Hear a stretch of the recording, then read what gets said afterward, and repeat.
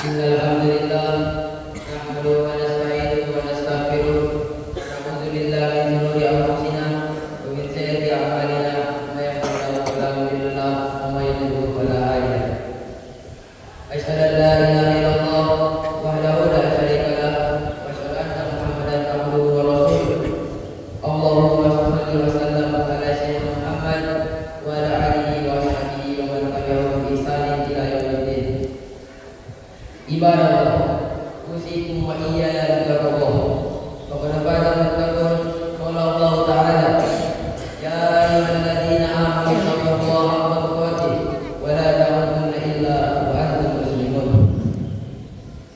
Ya ayyuhan nasu taqu rabbakum alladzi khalaqakum min nafsin wahidatin wa khalaqa minha zawjaha wa basa minhuma rijalan katsiran wa nisaa'a wattaqullaha alladzi tasaaluna bihi wal arham.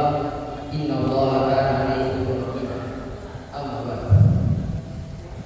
Jamaah umat dirahmati Allah Subhanahu wa taala. Puji syukur hanya milik Allah Subhanahu wa taala. Alhamdulillah. Dan kalau berselawat kepada Nabi Muhammad sallallahu alaihi wasallam. Allahumma shalli ala Muhammad wa ala ali Muhammad. Setiap manusia pasti ingin bahagia dan menikmati kebahagiaan. Bahkan tidak perlu semuanya. Hasil dari rapat tinggi dari sekolah adalah sebuah kebahagiaan. Apresiasi dari guru adalah sebuah kebahagiaan. Dapat membantu kawan dan susah juga salah satu bentuk dari kebahagiaan. Namun kita sering terjebak dalam makna bahagia yang cenderung dinamis materialistik. Bahagia dulu dengan banyak materi, kendaraan, deposito, harta orang tua, jabatan, bahkan usaha orang tua. Intinya dapat membuat kita bahagia tidak sebatas di dunia, tetapi memberikan jaminan sampai di akhirat. Semua itu tergantung pada penilaian Allah. Allah pun menjelaskan dalam Quran surah Al-Haqqah ayat 19 yang berbunyi, "Fa'amma man utiya kitabahu bi yaminihi fa yaqulu ha kitabiyah." Yang artinya, adapun orang yang diberi catatan amalnya di tangan kanannya, dia berkata kepada orang-orang di sekelilingnya, "Ambillah dan bacalah kitabmu ini." Allah Subhanahu wa taala mulai bercerita tentang orang yang diberi catatan amalnya dengan tangan kanannya. Orang yang diberi catatan amalnya dengan tangan kanannya merupakan tanda bahwa orang tersebut adalah orang baik. Tanda bahwa dia telah berhasil dan tanda terlulus dari ujian kehidupan di dunia. Dalam tafsir Ibnu Katsir menjelaskan bahwa ayat di atas diberatkan, maka orang yang berserta amalnya dengan tangan kanannya seperti orang beberapa baginya dengan nilai-nilai sempurna. Maka kelak dia sangat berbangga diri karena isi laporan catatan amalnya selama hidup di dunia. Sehingga seakan-akan dia ingin menunjukkan kepada orang lain bagaimana hasil beramal di dunia. Jemaah Allah Subhanahu wa taala, dapat kita ketahui betapa banyak orang yang berhasil dalam kehidupan dunia karena amal soleh yang telah dikerjakan. Sebaliknya, betapa banyak orang yang gagal dalam kehidupan dunia dan akhirat karena amal keburukannya. Sebab pengadilan Allah Subhanahu wa taala yang berbeda dengan pengadilan manusia. Bayangkan, 3 orang yang merasa jadi calon penghuni surga ini pun justru berujung menjadi calon penghuni neraka.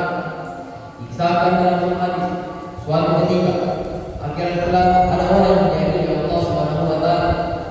Orang pertama dipanggil menghadap kepada Allah Subhanahu wa taala yang merupakan pria yang mati syahid. Allah pun bertanya, "Apa yang telah kau perbuat dengan berbagai nikmat itu?"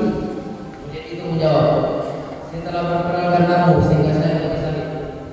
Kejarnya, Allah pun menyangka, "Kau telah berdusta. Kau berperang agar namamu disebut sebagai orang yang pemberani." Kemudian Allah memerintahkan agar amalnya itu di dalam pengadilan itu. Akhirnya mereka itu pun diseret ke dalam dan dilempar ke neraka. Selanjutnya orang tua pertimbangan yang merupakan seorang ahli agama yang alim, menuntut ilmu yang mengamalkan ilmunya dan mengajarkan Al-Quran kepada manusia. Allah bertanya hal yang sama, "Apa yang telah kau perbuat dengan berbagai nikmat itu?" Sang ulama menjawab, "Saya telah membaca, mempelajari, bahkan mengajarkan Al-Quran karena engkau." Ujarnya, "Namun Allah kembali berfirman, kau telah berdusta, kamu mempelajari ilmu agama agama agar kau disebut sebagai orang alim, dan kau baca Al-Quran agar kamu disebut sebagai orang yang bodoh. Allah mengadili. Kemudian Allah memerintahkan agar amalnya itu tidak dapat pengadilan. Akhirnya ulama itu pun diseret banyak dari para neraka. Kita lanjut ke orang yang ketiga. Orang ketiga pun dipanggil. Ya orang yang memiliki kekayaan di mana terkenal karena ada orangnya. Ditetapkan di depan Allah seperti orang pertama dan kedua. Allah bertanya yang sama. Apa yang telah kau perbuat dengan berbagai nikmat itu? Sang dermawan itu menjawab, semua harta kekayaan kau punya tidak aku sukai. Tidak aku sedekahkan kamu. Allah kembali berfirman, kau telah berdusta. Kau melakukan itu agar orang-orang memiliki malam dermawan dan murah hati. Kemudian Allah memerintahkan agar amalnya itu tidak dapat pengadilan. Akhirnya sang dermawan itu pun diseret wajahnya dan dilemparkan. Jemaah Jumat dan Jumat Allah Subhanahu wa taala. Kalau Allah Rasulullah saja disebutkan amal baik yang dia lakukan hanya karena beberapa kebutuhan. Maka apakah kita bisa menjamin diri kita untuk lolos dari hisab perhitungan dengan Allah Subhanahu wa taala?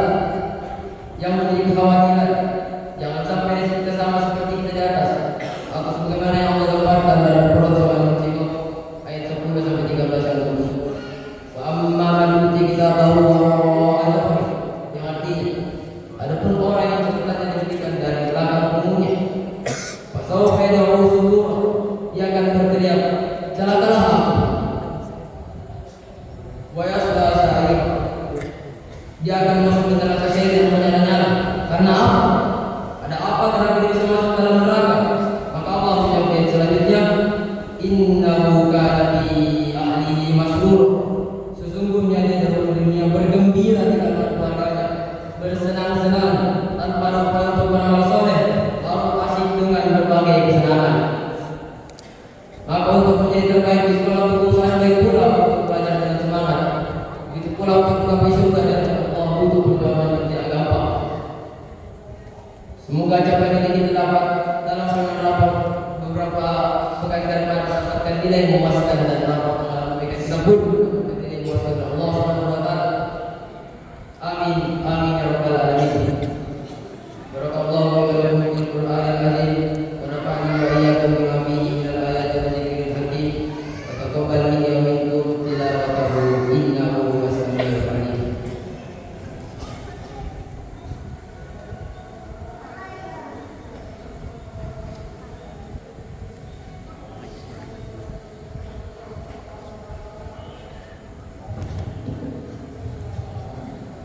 Alhamdulillahilladzi hadana li hadza wa ma kunna linahtadiya laula an hadana Allah. Asyhadu an la ilaha illallah wahdahu la syarika lah wa asyhadu anna Muhammadan abduhu wa rasuluh. Allahumma shalli wa sallim ala sayyidina Muhammad wa ala alihi wa sahbihi wa man tabi'ahum bi ihsan ila yaumiddin. Amma ba'd. Inna Allaha wa malaikatahu yusholluna 'alan nabi. Ya ayyuhalladzina amanu shallu 'alaihi wa sallimu taslima. Allahumma shalli ala sayyidina Muhammad wa ala ali sayyidina Muhammad kama shallaita ala sayyidina Ibrahim wa ala ali sayyidina Ibrahim innaka Hamidum Majid. Barik ala sayyidina Muhammad wa ala ali sayyidina Muhammad kama barakta ala sayyidina Ibrahim wa ala ali sayyidina Ibrahim innaka Hamidum Majid. Allahumma ighfir lil muslimina wal muslimat wal mu'minina wal mu'minat al ahya'i minhum wal amwat innaka sami'un qaribun mujib.